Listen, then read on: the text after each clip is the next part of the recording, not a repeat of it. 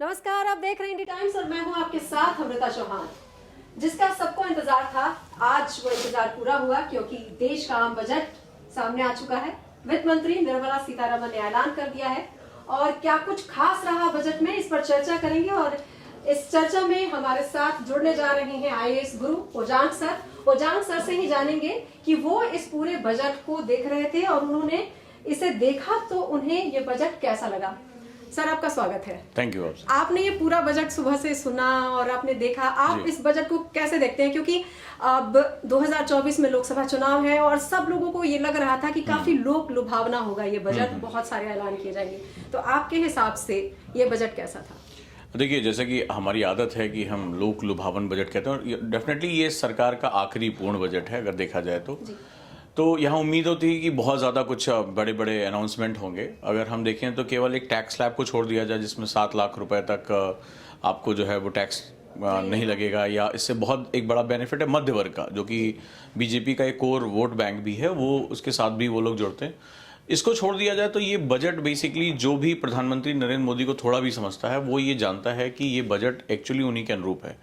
जहां पर हमने बहुत पहले एक बात डिसाइड की थी कि भारत में जो चीज़ें होनी है एक्चुअली में केवल हम उसी पे बारे में बात करेंगे, यानी कि जो इंफ्रास्ट्रक्चर डेवलपमेंट है या जो सारी चीज़ें हैं केवल हम उसी के बारे में बात करेंगे। मतलब हम किसी वर्ग विशेष को या किसी खास सेक्टर को हम उसको लुभाने के लिए काम नहीं करेंगे। यानी ये एक तरह से कह सकते हैं कि जो एक दीर्घकालिक जो हमने विजन 2030 रखा है ये उसी का ही एक हिस्सा है।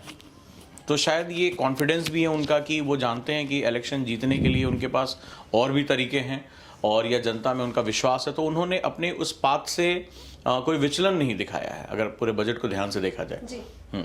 रेलवे के लिए हर बार ऐसा देखने को मिलता है, आप ऐसा कहें कि जब भी ऐलान हुआ है बजट का, जब बजट आता है तो नई ट्रेनों का ऐलान और बहुत सारी चीजें कि ट्रैक्स होंगे, स्टेशंस होंगे, बहुत सारी चीजें। इस बार रेलवे में जो ऐलान किया गया है बजट में रेलवे को लेकर, उसे आप कैसे देखते हैं? क्योंकि नई चीजों को उतनी तरजीह नहीं दी गई। ऐसा नहीं है एक्चुअली। क्या ये जो आपने कहा नई ट्रेनें और ये सब, एक्चुअली ये वो दौर हुआ करता जब कोलिजन गवर्नमेंट हुआ करते थे, तो उसमें क्या होता, जो सबसे बड़ी पार्टी होती थी उसका मंत्री जो है वो रेलवे मंत्री हुआ करता था। तो उसका एक ही था कि भाई मेरी कॉन्स्टिट्यूएंसी से ये रेल नहीं गुजरनी चाहिए, राजधानी गुजर जाएगी, ये रुक जाएगी, ये चलेगी।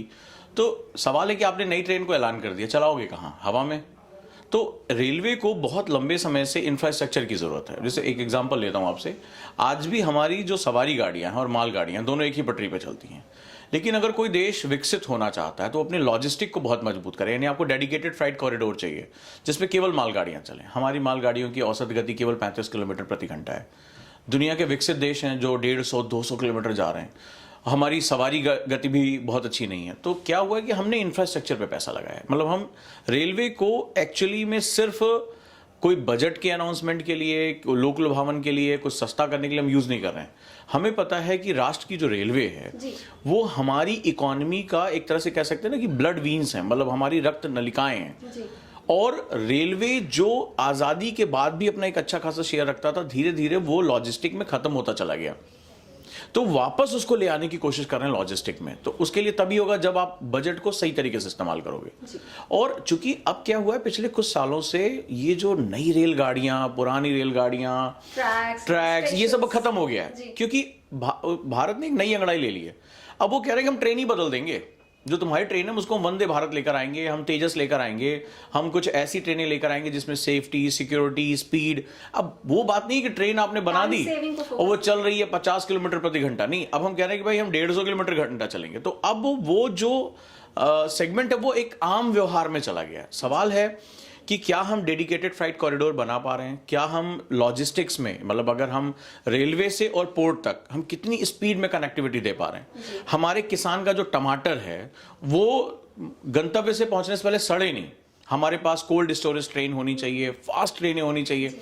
हमारा फोकस नए भारत के निर्माण पे। किसानों की आपने बात की, इससे एक सवाल भी जो बजट पेश किया गया उससे जुड़ा हुआ, किसानों के लिए कुछ खास देखने को नहीं मिला, इसे आप कैसे देखते हैं? हाँ, मैं जब ये बजट सुन रहा था तो बड़ा मेरे मन में भी बहुत उठापटक चीजें आई कि इस बार कोई ऐसा डेडिकेटेड प्रोग्राम नहीं लॉन्च किया गया। मतलब ऐसा लग रहा है कि जैसे कि प्रधानमंत्री ने एक प्रयास किया किसान बिल लाके, और जिस तरह से देश ने उसको एक्सेप्ट नहीं किया, किसानों के वर्ग ने एक्सेप्ट नहीं किया, और अभी भी पंजाब में जगह जगह जो विरोध चल रहा है, ट्रेनों को रोका जा रहा है, ये एक चीज समझ में आ रही है कि जो एग्रीकल्चर है वो अभी चेंजेस के लिए तैयार नहीं है, और सरकार भी शायद इस चुनावी साल में किसी भी चीज को इस पार करने से बच रही है, क्योंकि एग्रीकल्चर में किसी बजट से पहले हमें बहुत बड़े सुधार की जरूरत है, और सुधार से पहले हमें लोगों में सद्भावना की जरूरत है, मतलब हम और आप एक चीज पर लागू हों।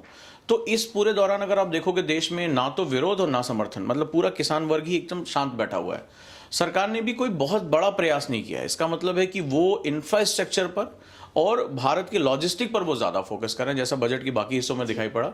लेकिन एग्रीकल्चर के लिए कोई, जिसे कहते हैं ना टर्निंग पॉइंट जो घोषणा होती है, जिसे हम लोग कहते हैं डेडिकेटेड, वो पूरी तरह से मिसिंग है।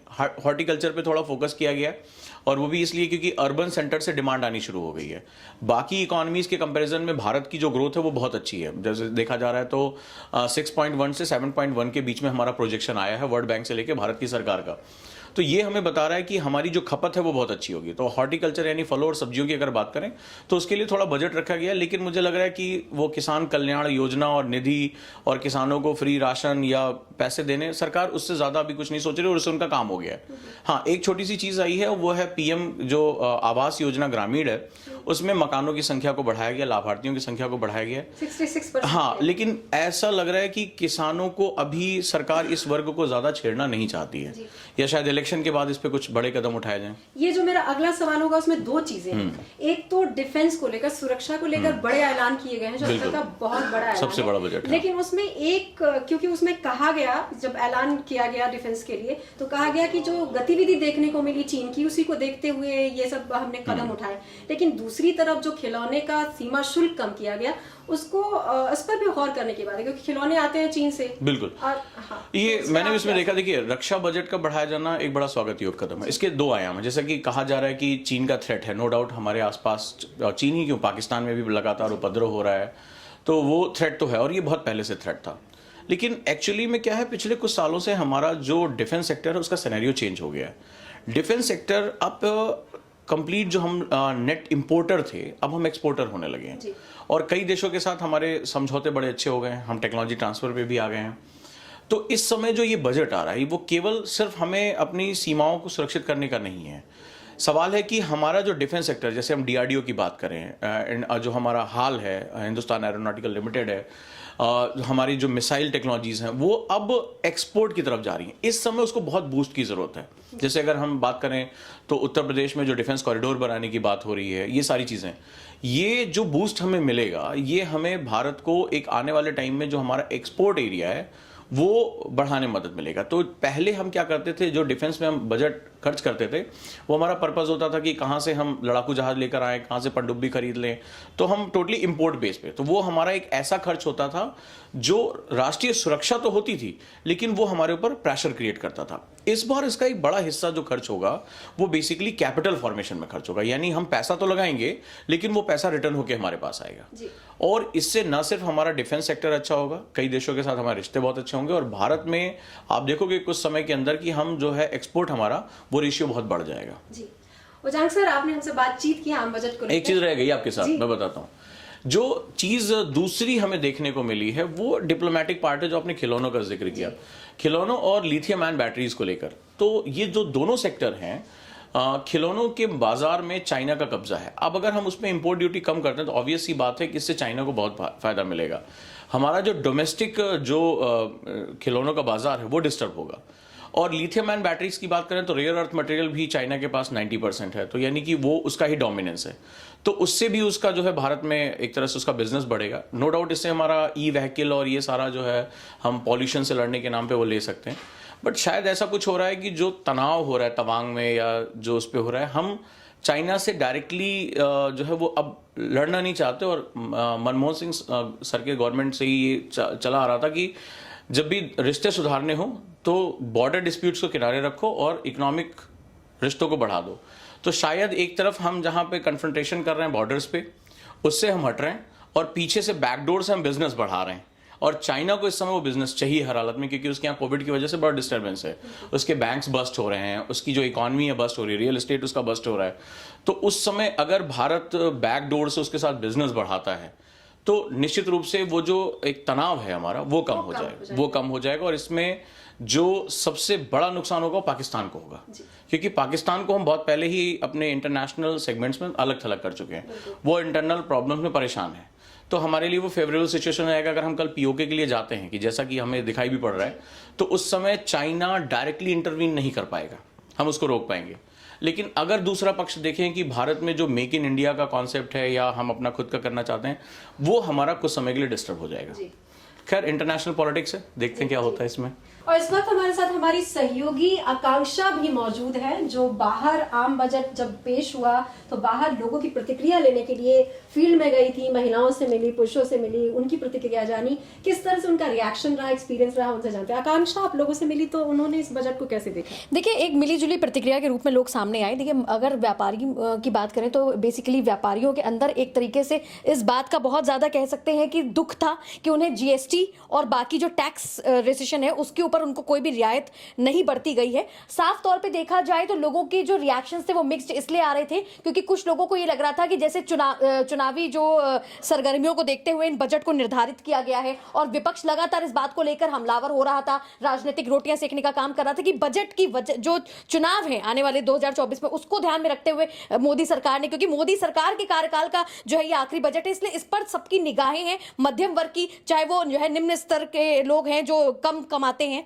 उनकी भी निगाहें इन्हीं पर टिकी थी। लेकिन कहीं ना कहीं लोग नाखुश भी नजर आए, खास तौर पर व्यापारियों को बहुत कुछ जो है लॉस देखने को मिल रहा है। वो कह रहे हैं कि पिछले 8 साल से हमें कोई भी तब्दीली होती हुई नजर नहीं आ रही है। जी, मतलब उनका ये कहना था कि जो उम्मीद वो लगाए हुए थे और उनको लग रहा था कि खास मिलने वाला है, क्योंकि अब इलेक्शन आ जाएंगे तो ऑफ कोर्स सरकार तो ये कोशिश करती है कि जब हम जाते जाते जनता को खुश करके जाएं ताकि फिर वापसी का रास्ता मिल सके हमें। तो जनता उतनी खुश नहीं हुई है जो ये आप कह रहे हैं। जी बिल्कुल। और इसमें एक चीज मैं और ऐड करना चाहूंगी, जैसे महिलाएं हैं जो आभूषणों का बहुत ज्यादा शौक रखती हैं, खास तौर पर हमारे हिंदुओं में हर त्योहार पे जो है आभूषण जो है खरीदने की जो है ऐसी परंपरा है, धनतेरस में खरीदो या फिर शादी ब्याह में खरीदो। तो ऐसे में जो सोना और चांदी है उसके रेट्स बढ़ने वाले हैं। ऐसे में मिडिल क्लास और जो निचला स्तर के लोग हैं जिनकी आय वृद्धि कम है और इस तरीके की चीजें उनके सामने अगर आ रही है कि सोने के दाम बढ़ने वाले हैं, चांदी के दाम बढ़ने वाले, यहां तक कि जो बाहर से चांदी आएगी उसके भी दाम बढ़ने वाले, तो वो कहीं ना कहीं उनको नाखुश कर रहा है। साथ ही साथ यहाँ पे एक चीज और ऐड कर दूं, कुछ मोबाइल फोन्स के रेट्स भी बढ़ सकते हैं और साथ ही साथ कैमरे के लेंसेज भी बढ़ सकते हैं। तो कहीं ना कहीं ये थोड़ा सा कमर तोड़ने वाली बात हो गई, मिडिल क्लास की कमर तोड़ने वाली बात, क्योंकि कहते हैं कि जब महिलाओं को खुश करना है तो उनको आभूषण गिफ्ट में। बिल्कुल बिल्कुल बिल्कुल। तो ये उनके लिए बड़ा झटका सा है, ये एक बहुत बड़ा झटका है। और अगर देखा जाए तो हमने ऑटो वालों से भी बात किया और जो रेडी पटरी पे लगाते थे उनसे भी बात किया, तो उनका तो कहना था कि मैडम देखिए, हम क्या करते हैं, रोज कुआं खोदते हैं, रोज पानी निकालते हैं, हमारा वही हिसाब है कि हम रोज जो है अपनी जिंदगी की आजीविका को चलाने के लिए जद्दोजहद करते रहते हैं। हालांकि वो बजट के बारे में ज्यादा कुछ नहीं जानते थे, उन्होंने बजट के बारे में पढ़ा ही नहीं। उनका ये कहना था, ये रिएक्शन था कि हम शाम को जाएंगे तब देखेंगे कि बजट में क्या कुछ आया है। तो मतलब एक तरीके से देखा जाए तो जनता खुश भी थी, कुछ लोगों की जो है पॉजिटिव रिएक्शंस आए और कुछ बड़े न्यूट्रल और कुछ बड़े नेगेटिव भी आए। तो मैं अभी तो फिलहाल कुछ भी इसमें, क्योंकि 7 लाख तक का जी बिल्कुल बिल्कुल नहीं देना पड़ेगा, वो एक खुशी की बात है। एक प्राइवेट जॉब करने वाले थे, उनसे भी हम लोग ने बातचीत करी तो उन्होंने कहा हाँ ये खुशखबरी, हालांकि उनको भी इस बारे में नॉलेज नहीं थी। जब मैंने चीजों को इलैबोरेट करा देन ही सेड कि हाँ ये अगर खुशी की खबर है हमारे लिए, क्योंकि हम जो है अगर जिस तरीके से देखें 7% जो इनकम है आपकी जो है पूरे साल की, अगर देखा जाए तो उस पर आपको टैक्स नहीं देना पड़ेगा। इसके ऊपर अगर आप जो है अर्न करते हो तो उसके लिए आपको टैक्स देना पड़ेगा। तो एक मिडिल क्लास के लिए बहुत मतलब फुल प्रूफ तरीके से ये सही खबर थी। मिला जुला बोल सकते, मिला जुला रिएक्शन, ऐसा है कि कहीं खुशी कहीं गम बोल सकते हैं। हाँ बिल्कुल बिल्कुल बिल्कुल। इसके पीछे एक और कारण है, क्योंकि सरकार ने बड़े स्ट्रेटजिकली काम किया है। पहले बजट जो था वो बहुत बाद में आता था, 28 फरवरी के आसपास। अब अगर नेक्स्ट ईयर भी इलेक्शन देखें, वो लोग कहा जा रहा है कि आखिरी बजट है, लेकिन एक्चुअली में क्या होता है कि जनता की मेमोरी बड़ी वीक होती है। तो जो इलेक्शन होंगे वो अप्रैल मई में होंगे और जो नेक्स्ट ईयर का बजट आएगा वो फरवरी में आएगा। और उस समय सरकार जो है वो देश के विकास को रोके बिना जबरदस्त तरीके से, उस समय अगर लोक लुभावन कोई बहुत बड़ा वो बात करनी है तो वो उस समय वो कर सकती है। क्योंकि बहुत अगर देखेंगे तो सरकार ने बड़ा स्ट्रेटजिकली ये काम किया है कि जो चुनाव आयोग का जो नोटिफिकेशन आता है उसके बाद आप कुछ फ्रीबीज नहीं दे सकते, कुछ लोक लुभावन बात नहीं कर सकते। लेकिन जो अगर नेक्स्ट ईयर भी देखा जाएगा तो बजट जो उनका इंटरिम बजट होगा वो आएगा 1 फरवरी को और नोटिफिकेशन जारी होगा बाद में। तो उस समय सरकार के पास पूरा रहेगा कि एकदम फ्रेश माइंडसेट में, अच्छी याददाश्त में, वहां वो पूरी चीज वो चाहे वो सोना सस्ता करना होगा, जीएसटी कम करना होगा, तो अचानक से वो कहते हैं ना कि लोहा गर्म है, अब हथौड़ा मारना है। तो बड़ा सोच समझ के इन्होंने काम किया है। ये जो आप कह रहे हैं मुझे भी लग रहा है कि हो सकता है कि वो कुछ चीजें जो वो अभी सौगात के रूप में लोग देख रहे थे वो उनको बाद में दिया था। और ये सही है पॉलिटिकली इस समय भारत की इकोनॉमी बड़ी अजीबोगरीब हालत से गुजर रही है। एक तो महंगाई, अगर आप बहुत सी चीजें फ्रीबीज दे देते हो, सस्ता कर देते हो, तो फिर महंगाई बढ़ जाएगी। जैसे महंगाई बढ़ेगी, लोगों का किचन जो है वो महंगा होगा, लोग अगेंस्ट एक सेंटीमेंट क्रिएट कर देंगे।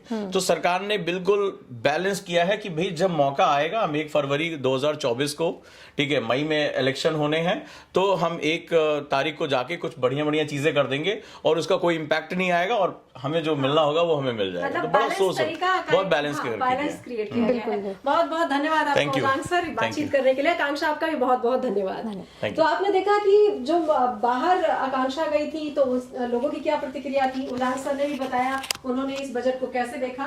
तो उम्मीद है कि आपको ये चर्चा पसंद आई है। पसंद आए तो वीडियो में लाइक और सब्सक्राइब का बटन जरूर दबाएं और कमेंट करना नहीं भूलें। नमस्कार।